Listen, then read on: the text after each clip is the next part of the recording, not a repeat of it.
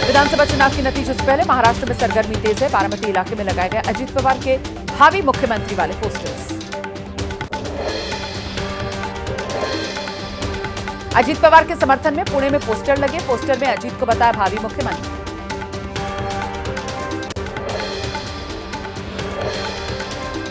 महाराष्ट्र में चुनाव नतीजों में बस एक दिन का इंतजार है। 20 नवंबर को हुए मतदान के एक दिन बाद आया एक्सेस माई इंडिया का एग्जिट पोल। अनुमान के मुताबिक महायुति को 178 से 200 सीटें मिल सकती हैं। महाविकास अघाड़ी को 82 से 102 सीटों का अनुमान।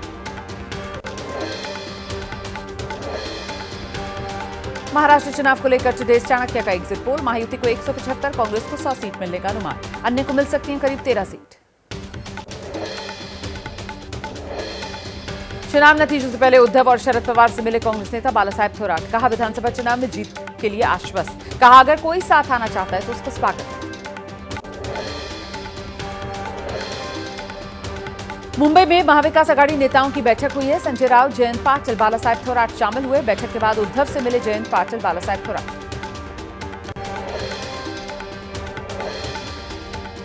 संगठन चुनाव पर आज दिल्ली में बीजेपी की बड़ी बैठक है। बीजेपी अध्यक्ष जेपी नड्डा संगठन चुनाव पर पार्टी के प्रदेश अध्यक्ष, संगठन मंत्री और दूसरे नेताओं के साथ चर्चा करेंगे। मुजफ्फरनगर में हंगामे में कई महिलाओं सहित 28 लोगों पर केस दर्ज हुआ। करीब 120 अज्ञात लोगों पर मुकदमा। जिस महिला पर तानी गई थी पिस्तौल, उस पर पुलिसकर्मी को धमकाने का आरोप लगा।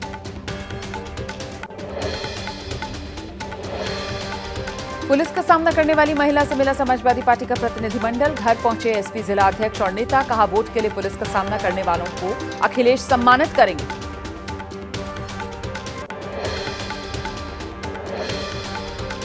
अदानी ग्रुप को दोहरा झटका लगा। अमेरिका में लगे धोखाधड़ी के आरोपों के बाद केनिया ने रद्द की एयरपोर्ट, ऊर्जा, पेट्रोलियम सेक्टर से जुड़ी 6000 करोड़ की डील।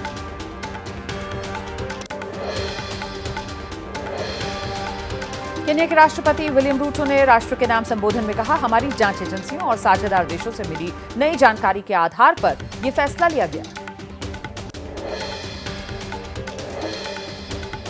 केन्या के ऊर्जा मंत्री ने देश की संसदीय समिति को बताया अदानी के साथ हुए सौदे में केन्या का कोई भी शख्स रिश्वतखोरी या भ्रष्टाचार में शामिल नहीं था।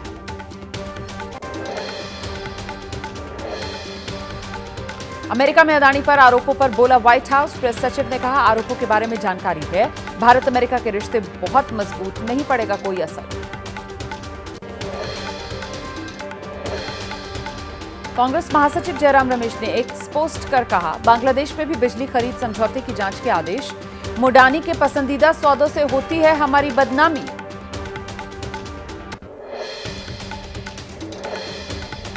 उत्तर प्रदेश के डिप्टी सीएम केशव प्रसाद मौर्य ने राहुल पर लगाया देश का अपमान करने का आरोप। कहा प्रधानमंत्री मोदी की दुनिया सम्मान करती है, उनके खिलाफ देते हैं गैर जिम्मेदाराना बयान राहुल गांधी।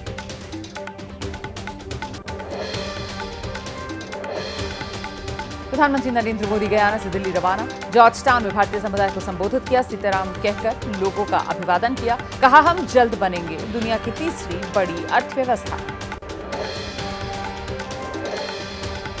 प्रधानमंत्री मोदी ने गयाना की राजधानी जॉर्ज टाउन में महात्मा गांधी को श्रद्धांजलि दी। लोगों ने गाया राम भजन। सरस्वती विद्या निकेतन स्कूल का भी दौरा किया।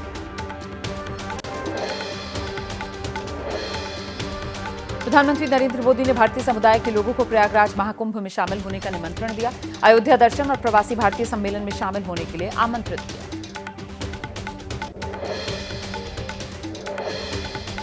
गयाना की संसद में प्रधानमंत्री मोदी ने वैश्विक कल्याण के लिए लोकतंत्र प्रथम, मानवता प्रथम का दिया मंत्र। कहा अंतरिक्ष और समुद्र सार्वभौमिक सहयोग के विषय हों, संघर्ष के नहीं।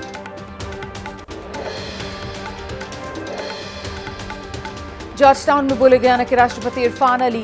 प्रधानमंत्री मोदी के नेतृत्व में भारत में गयाना के लिए अवसर है। भारत और गयाना के रिश्ते मजबूत।